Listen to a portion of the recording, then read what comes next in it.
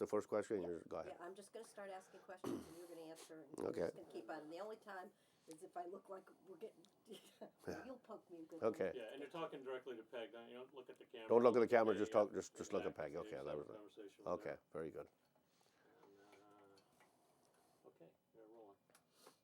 Hi, Noel. Hi, Peg. We got to start out by getting the details first. What's your name? Well, I was christened Terence Joseph Noel McGovern. Actually, my parents wanted to christen me Terence Joseph McGovern because Terence is a big name in the McGovern family.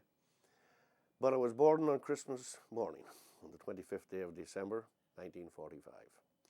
And when they brought me to the church, the local church, Wheat Hill, Father John McGrail was the parish priest there, and he said, well, aren't you going to call him Noel? And of course, my parents had no idea what the heck he was talking about. Noel, what's Noel? That's another name for Christmas, the French for Christmas. Oh, that sounds good. Okay, well, let's put Noel on him. So I was called Terence Joseph Noel McGovern. And that actually didn't appear on my birth certificate until I was coming to America. The year I came to America, I had that put on because actually Noel was not on my birth certificate. It was on my baptismal certificate. So there's the story behind the name, Terence Joseph Noel McGovern. And you say that Terence was a family. My father's name, my grandfather's name. It goes back in so it's a big name in the McGovern clan, Terence, and my son is Terence, and I got a couple of a nephew Terence, so it's a big name. Are they the any boys. juniors or? No, they were all had different middle names. My father had my grandfather actually was Terence McGovern. My father was Terence McGovern, no middle initial, so they called my father Wee Terry. Big Terry and Wee Terry. So with Terence J.N., I didn't need anything to differentiate. Where were you born? I was born in County Fermanagh, in the townland of Tromaka, near Florence Court in County Fermanagh, which is close to the Cavan border, actually. And I was born on, as I said, on Christmas morning in 1945. At home? At home. I was the first of the family. I'm the oldest of 7. And I was born at home with a midwife. The doctor showed up about an hour after I arrived. Oh, it was Christmas. Yep. And what was the parish? Did you have a parish? The parish of Killesher in the diocese of Kilmore.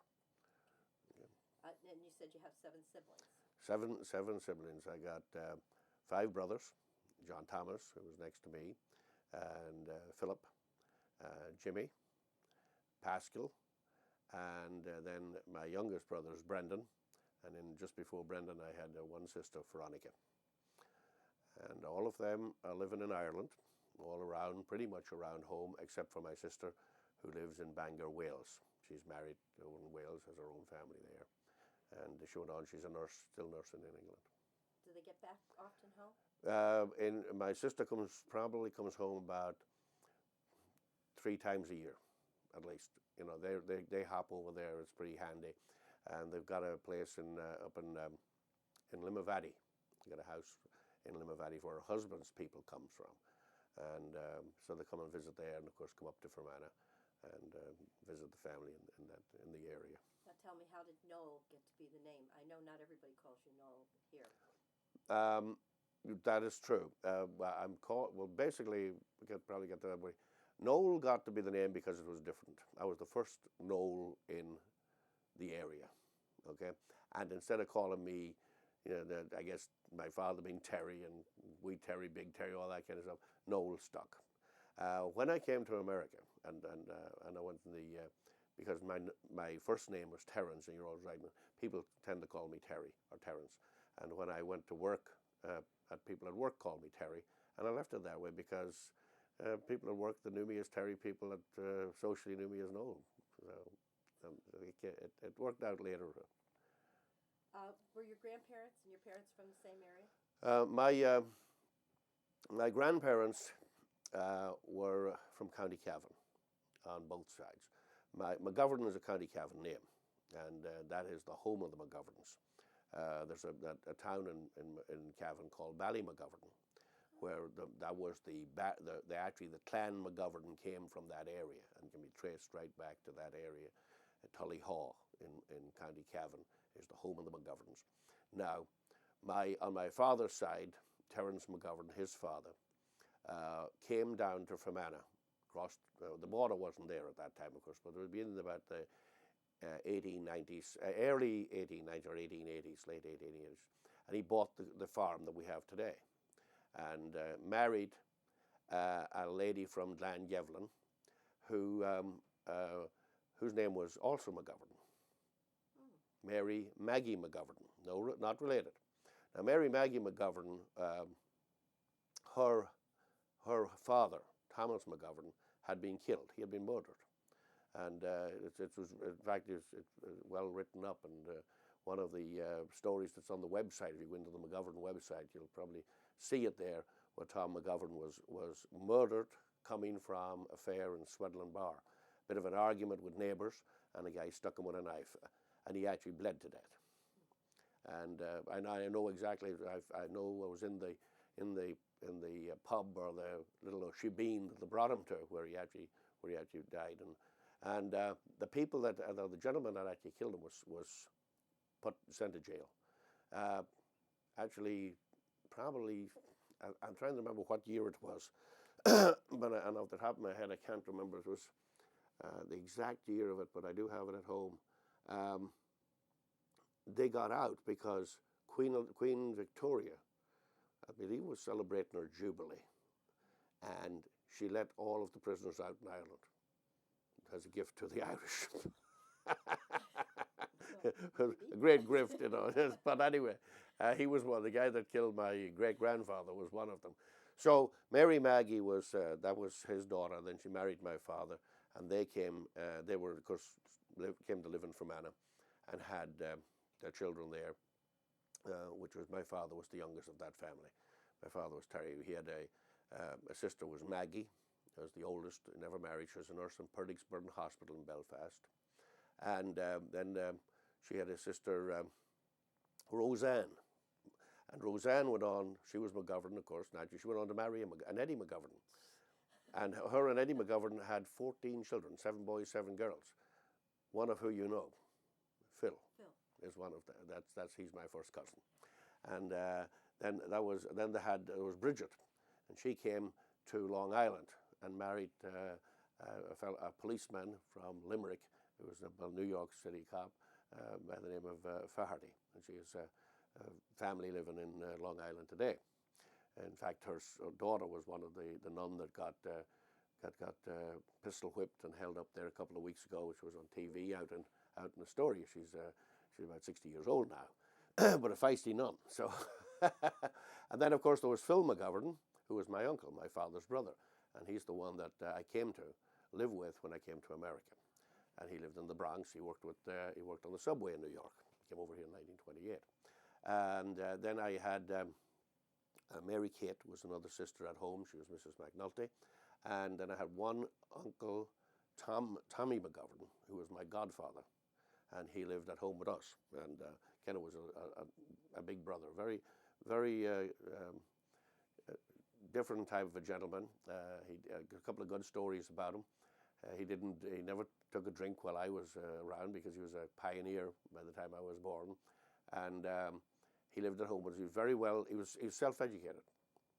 He was very much into politics, the politics of at home.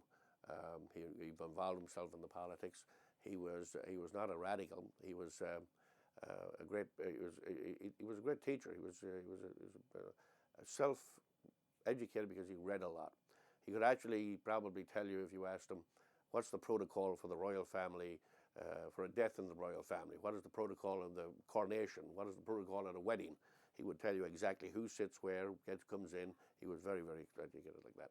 And very, very well into the politics, not only just of Ireland, but I remember figuring when I think it was the first time I went back to Ireland after I was here a year or so, and maybe I might have been in the army. And I figured, well, I'm pretty well up on what's going on here. I know some of the politics here. And he left me in the dust, I tell you. He was very, very well educated, that kind of thing, for a fellow that probably didn't finish high school, you know. So that's my father's side of the family, and of course, again, we are looking at that my grandfather married a McGovern, Mary Kate McGovern, and there's again a big McGovern area there. A lot of McGoverns who are not related, and then of course my father married my mother. What was her maiden name? My mother's maiden name was McGovern. My mother's maiden name was Mary. My grandmother was Mary Maggie McGovern. My mother was Mary Kate McGovern. Yeah. So this is you're looking at a thoroughbred. I can't believe it. Yeah. So it's you know, it's when I came to America, I remember and I went in the army, and one of the things that they'd always be coming after me was he'd be calling me and get McGovern in here, I'd come in and say, we want your mother's maiden name. I'd say, McGovern. Her maiden name, dummy. McGovern. So was my grandmother. I'm a thoroughbred.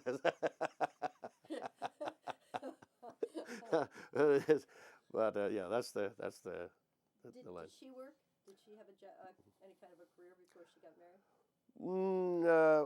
Well, of course, there was. They all worked, There was no such thing as everybody were farmers. Okay, she didn't work in a shop. No, they were farmers. Okay. They were farmers. Okay. How did my mother meet my father? Actually, it was through her job. She was actually smuggling. Jeez. Go ahead. Yeah, we lived on the border. You see, the border came in the 1920s, and of course my mother was on the other side of the border in Glengevelin, County Cavan, and my father's on the Fermanagh side of the border. My father smuggled. Everybody smuggled. What did they smuggle? Anything that you could, anything you could.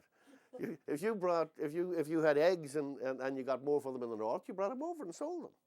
And you bought flour cheaper in the north, you brought it back to the States. So whatever was going, you moved back and forth on donkeys, on mules, and my mom used to have a pony.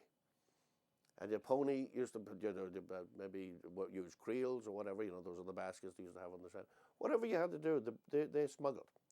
I remember, it's probably the longest memory going back in my mind, being in bed with my mother on a Sunday morning. I can see it still. And my brother, next to me, John Thomas was just a baby. And I couldn't have been more than that. I probably was 2 or 3 at the time.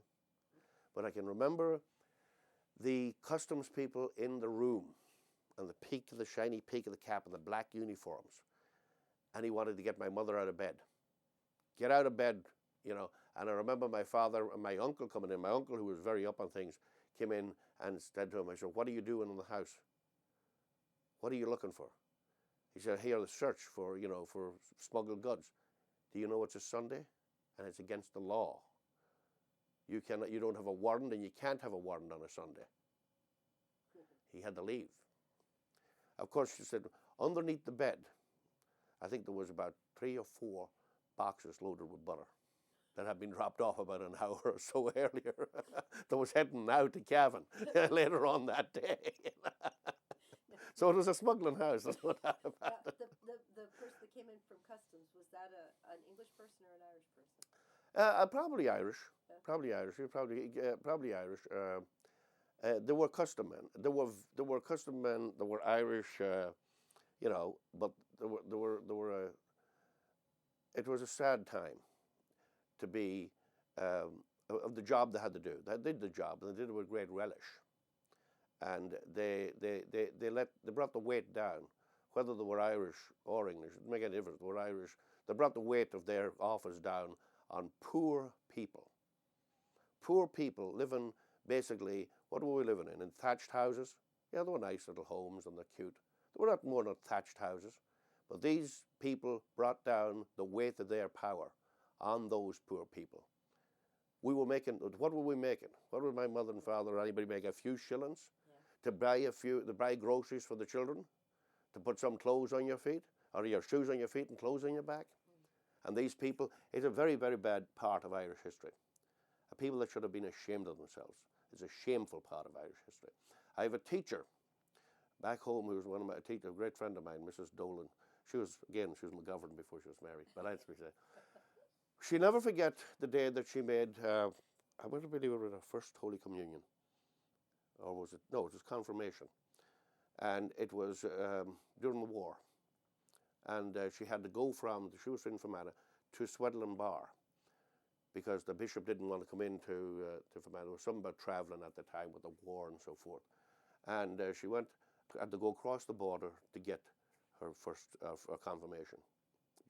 She said, a day that, one of the greatest days of her life. This is in a young ladies or any young men, and this is confirmation day. Her mother bought a pound of sugar, and there was a bus. They were coming back on the bus in Swedland Bar, which was just a mile across the border or less in County Cavan. She's coming back to Fermanagh, and the custom men stopped them and found the sugar and brought that woman in and ridiculed her in front of her daughter and in front of the neighbours. She said she never, to this day, that woman hasn't forgotten it. The way she felt about the way those people used their power over poor people. Not people that were smuggling drugs or smuggling something that was thousands of dollars. This was to make a few shillings, to pay for the food that went in their mouth. I believe these are people who didn't live on credit. They paid for what they got, and if they didn't have the money to pay for it, they went hungry. Amazing. Yep. How many people lived in your house?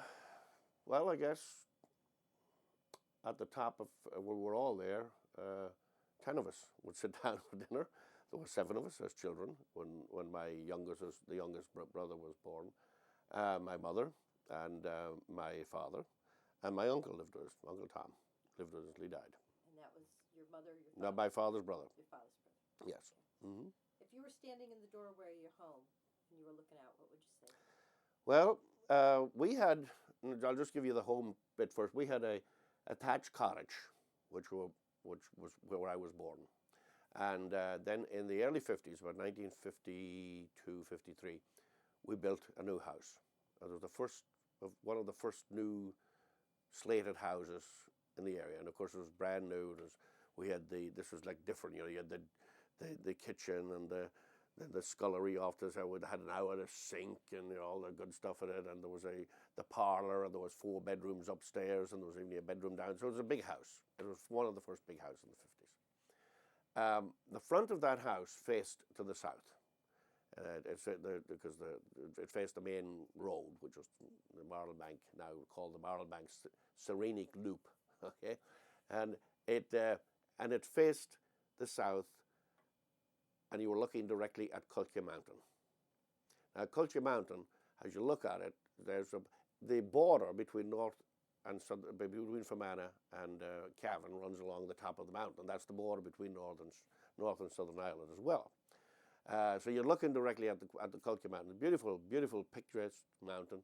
If you turn around and look the other way, which would be out the back door of the new house or the front door of the old house, depending on which way you were looking, you're looking to the north. You're looking to the north of Fermanagh, and you're looking down through the wooded area of the Marble Arch. The Marble Arch now becomes thousands of people every year, probably hundreds of thousands from all over the world to see it, because the Marble Arch is a series of caves underneath the ground. It was a wooded area belonged to Lord Enniskillen or Lord Cole, and still belongs to his family, and now is in a trust. But it's become a big. They've developed it. They got boats underneath the ground, all that stuff nowadays. But that wasn't around when I was a kid. But it's a big tourist attraction today. And you're looking out at Belmore Mountain in the distance. Loch Macnain is down at the bottom. We wouldn't probably not see the lake from our house, but you'd see Belmore out in the distance. Great story about Belmore. The sun shines on Belmore Mountain every single day of the year. At some point, on the darkest day, it comes out and it just shines. Why, you might ask? Because St. Patrick rested there once upon a time, according to local folk. He crossed Loch Macnain, Loch Erin, and went up on Belmore, and he got all wet with it's crossing over the lake there. There's a bunch of lakes, and he went up and sat on side of Belmore, and the sun came out and warmed him and dried him and his friends. He said the sun will shine here every day, and it does, according to folklore. It shines on the Belmore, of course, looks down on the town of Enniskillen. Wow. Yeah, which is the capital town of County Fermanagh. And if you go there, you'll see the seat of the old chieftain family of Fermanagh were the Maguires, the Maguire family, the Maguire clan. The Maguires were in Fermanagh, and the McGoverns were in Cavan, or Breffni, as the old name was. Breffni is the old name for Cavan. Oh. Yeah, Breffni. You'll still hear people refer to it as Breffni. What was the weather like when you were growing up? You know, you look back and you think sometimes the weather was always better when you were young. But there were cold nights. There were cold winters. I remember them. The summer always seemed like, you had nice weather. When you think back on weather and you think your memories, I always remember June as a kid. I remember days in June that were wet, but it was a nice wet. It wasn't a torrential. It was a soft wet, and you'd be waiting for the meadows to be growing, and you see the wind with waving then the rain just raining nice and soft, and the breeze just blowing because it was getting close to time to cutting the hay, and that was a nice time of the year. The summer, of course, I remember good weather and I remember bad weather, especially when I got older, when you had to work at the hay, and if you could go out. Now we didn't have a tractor. You're dealing with horses, your horses and mowing machines, and you mowed the hay. This was before tractors came along. When we were kids out there with rakes and pitchforks working in the meadows. And it was great if the weather was good. You could rake it up. You could get it into what we call rucks of hay. Some place call them haycocks, but we call them rucks. And that was saving the hay. But if the weather wasn't good, then you had to lap it. This was a little thing. You shake it, you roll it over, you lap it. And then it'd sit there, it'll dry. The wind would come through it and dry. And it was the worst, miserable job lapping hay, because you knew you had to come back and put it into hay in the rucks, So it was just a miserable job, Oh, God. So there was good weather to it, and you'd see around Christmas again, the weather would be nice, or it could be cold, it could be and there were big snows. I remember some big snows, but they didn't come often, But you could have a winter where you'd have a big snow, and of course, again, it was tough because you lived out in the country, you lived out in the farm. Big snows meant that the shops weren't going to come by. The shop vans wouldn't come by. You had to tramp off and carry groceries on your back and whatever, back home. Talk a little bit about those vans that came. The shopmen, there'd be a van coming about every day. Monday, Cat Cart would come. Tuesday, Coulter would come. Now these were they had everything in those vans. You could get from bread to vegetables to whatever you wanted, the basics for every house, soaps, all kinds of stuff, they sold in the vans. Even there would come a van with stuff for the meal for the cattle and stuff like that. Might follow after, but you got all of that type of thing. Plus they also would buy the eggs, because my mother would be selling eggs. They would buy them. They'd have them and put them on. They'd give her, and that might not give money, but that was credit against your grocery bill. So on Wednesday, Stevensons would come. Now Stevensons were totally bread and buns and stuff like that. It was very nice. And Inglis was another one on Thursday. Friday we didn't have anybody coming at all. And then Saturday, Armstrongs. That was the big one. Saturday evening, Armstrongs came. So there was, and then of course, if you could go to the village, or you go into town, or whatever. How far were you from the village of Black Lion, which was in County Cavan, was about 4 miles from our house. Because, I walked it and cycled it. 4 miles downhill. It was always tough coming back, pushing that bike. How about for clothing? Where'd you get your clothing? Clothing would have been bought in Enniskillen or Belcoo, or from vendors coming to the house. Vendors came to the house maybe once every couple of months, and that's how you got you would get clothes. A big family, hand-me-downs were part of the game. I was the oldest, so I got, But that didn't mean I got everything new. I had my aunt Mary Kate. She had two sons, older than I was, and they would have been better off probably financially than we would have been. They had a big farm, very big, good land, McNulty's, and both of them live in Ireland today. Tom has a pub just outside Enniskillen, and John has the farm. And we were very close. We're first cousins. We're very close because we lived in such close proximity to ourselves, to them. So we would get their hand-me-downs as well. So there were hand-me-downs, and you bought the new stuff, like in town, in Enniskillen, or in Belcoo, which was right next to Black Lion. Black Lion is in County Cavan. Belcoo is in County Fermanagh. They're right next to each other, just the river that flows between them.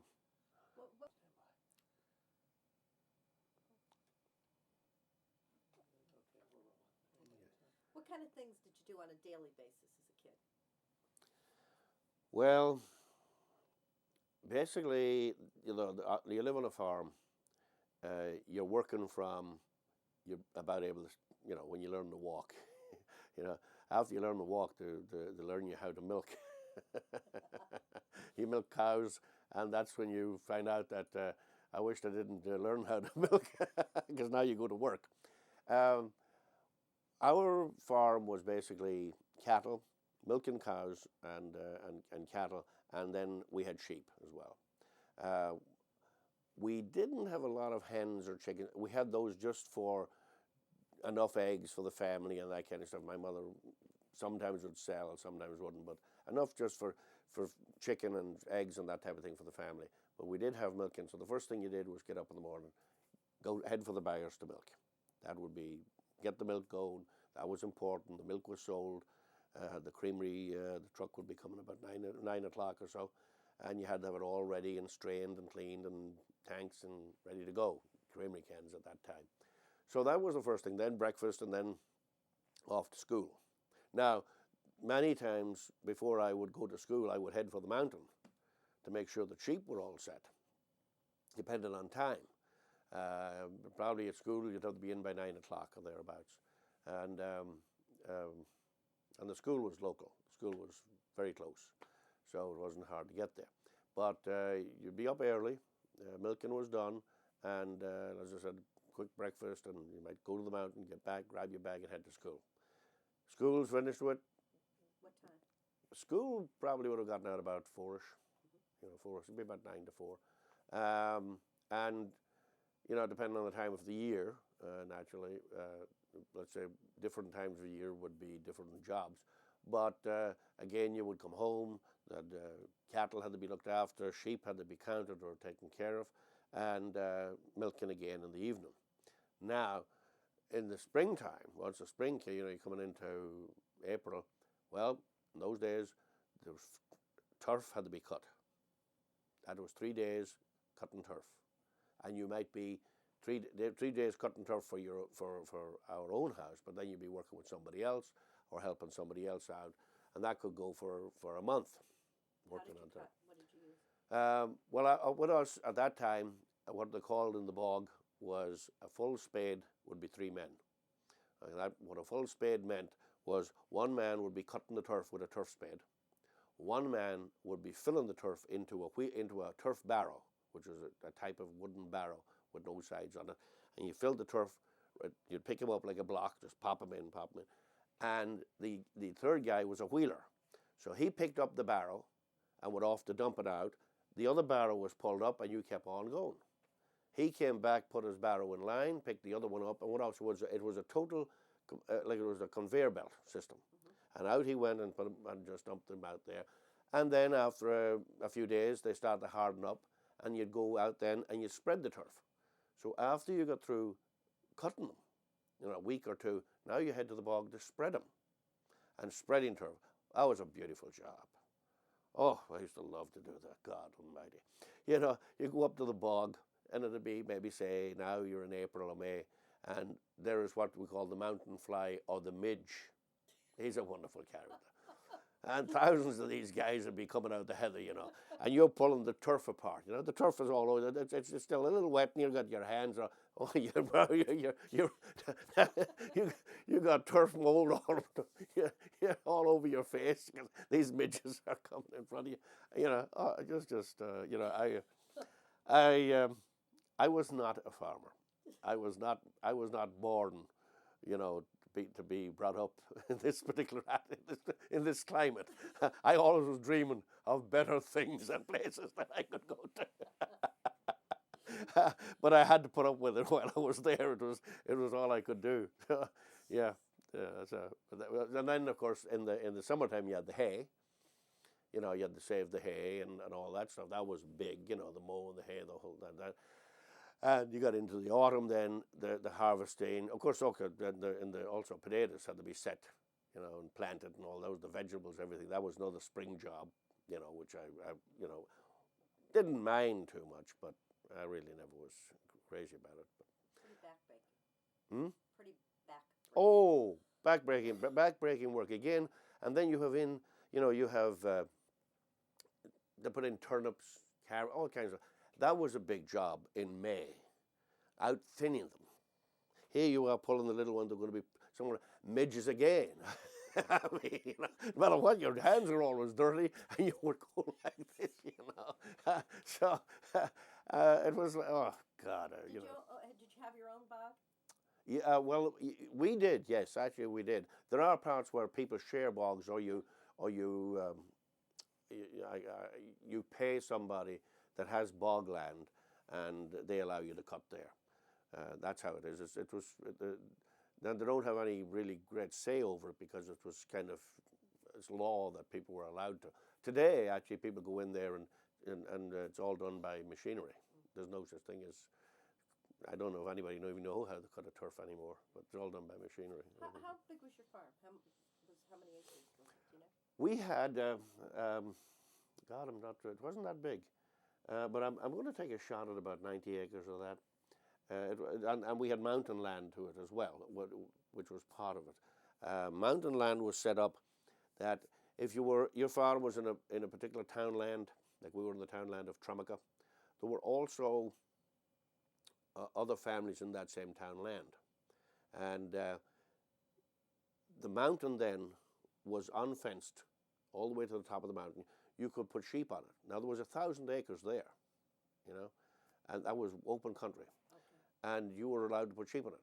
How much were you allowed to? Well, our farm was allowed it was broken into, I believe it is 12ths. So we were allowed 3/12ths. Somebody else was allowed 3/12ths. Somebody else 3/12ths. Somebody was allowed 2/12ths and 1/12th. Depending on the size or how much of your land was in that particular townland. Did you brand your sheep? Yes, everybody had a different mark. Our mark was a black saddle, just up from the tail, and just a black saddle. And how did you put it on? Just with a brush. It was so it's like a paint type. It was like a paint. It's like a type of paint. It's an oily kind of a paint, but it was a marking fluid. Is really what it's called. And we did it when you sheared the sheep. We put the mark on, and that was part of that was a big job in the summertime. A job that you didn't do till you were probably 13 or 14 because it takes a bit of getting used to and strength to tip a sheep up and shear them. And we sheared with the hand shears, but we did shear sheep during the month of June for our own sheep, neighbours' sheep, other people. My father and I would go to different people shearing. They would come and help us. We'd go help them.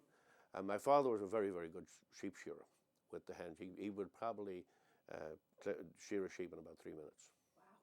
You know, and that, well, of course, there's people would have done it faster with the hand, with the electric shears and all that. We never did use them. We were always on the hand. Now everybody does electric shears. My brother does all electric shears, all that type of thing. But that was hard work. But I enjoyed that actually. It was good. It was fun. You said the school was nearby. What was it like? What was school like? The school that I went to was an old country house, a country schoolhouse, and it would have been built in the 1800s. In fact, it was built prior to my grandfather buying the property. He bought that land with the school on it. The fellow before him was the gentleman that he bought the land. He bought it of a widow. Her husband, they were called their nickname were the Tights. They were Pat Tight Nolan was his name, and Pat Nolan was killed accidentally falling downstairs on a fair day in Black Lion. And as a matter of fact, he had donated the land for the school to be built. And the school was called the Marble Arch Primary School. And it was close, it was on our land, so it was very close to go to school. My godmother was the teacher there when I went there first. Her name was Mrs. Gilmurray, Christina Gilmurray. She came from County Sligo. She was an orphan who had been brought up in an orphanage and then went into teaching. And she taught in that school for 40 years. She taught my father there, and she was my godmother, and she taught me there. And she retired when I was about maybe 6 or 7. I remember she retired. Oh, I shouldn't say she was strict. She was strict, but because she was brought up in a convent. You know, which she was a very, she would come to our house because we're next door neighbors as well. And at night, if her and her husband would come. She had taught her husband, actually, he was much younger than her, John Gilmurray, at school. And the ritual every night in our house, she came there, and she was given the honor of saying the rosary every night. She said she'd give out the rosary, and we all said the rosary. And it was almost like it wasn't a 5-minute or 10-minute rosary. It was, and all the trimmings were said as well. At the end of the rosary. And a prayer to Saint Blessed Oliver Plunkett, so that he be made a saint. Many nights I sat there, no, please make him a saint. So, shortened one prayer. But, and of course as children, you'd be sitting there and, she would give out the rosary and my father say a decade and my mother'd say a decade and something, it might be my own. Then maybe the children would get to say a decade, the last 2 decades. And when it'd get to any one of us, we'd always be looking like, speed it up. So you'd be, our Father, slow down, my Father, slow down there, So, school was, I liked school. I was always, I loved reading books, and I think there was a great education, in its own simple way of what we had to work with. Great emphasis on writing, reading, arithmetic, the penmanship, geography, history, just good, solid stuff that But yet again, you always knew that you were only going to go so far. You knew. Oh well, where am I going to go? I mean, when I finished up school, and I would have loved to go to college. It was like you were like a blotter waiting, just throw ink on me, so I can soak it up. But I knew I wasn't going to go to college. I knew that I had a choice: live here on a farm, be a farmer. Well, I might as well just dig a hole and throw me in. Plant me, for God's sake. I mean, I wasn't a farmer. I'd have been useless as a farmer. I would have died as a farmer. Are you kidding? So I knew my only way out of here is emigrate. I kind of knew that from I was 12. At a point in my life, because it was a thing at the time, I was going to be a priest. That was my goal as a young fellow.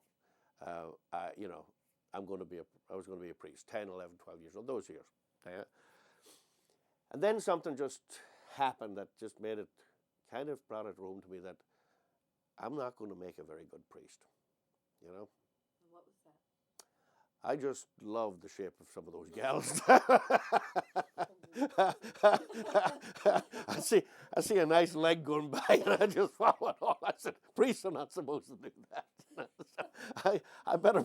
I better back up on this here and stop thinking. If I got to do without this for the rest of my life, there's something definitely going to go wrong here with the priesthood. So I give up that idea, and then I figured, well, the best I can do is head for somewhere that I can make a living, other than being on a farm. Now, jobs at that time, in especially in Northern Ireland, for the likes of me coming, they just weren't there. You weren't going to get them, and the economy in the south of Ireland was, everybody was going to England or America, wherever. All of the people that I went to school with, just about all of them went to England. Even ones that got a job, the jobs weren't that great, packed up and went to England. And I just felt at the time that going to England was like, to me, another step up. It didn't have what I wanted. I wanted to see the world. And I had made my mind up I was going to go one or two places, Australia or America. And I would, at that time you could have paid £5 and gone to Australia, but you had to stay there for 5 years. That's the contract.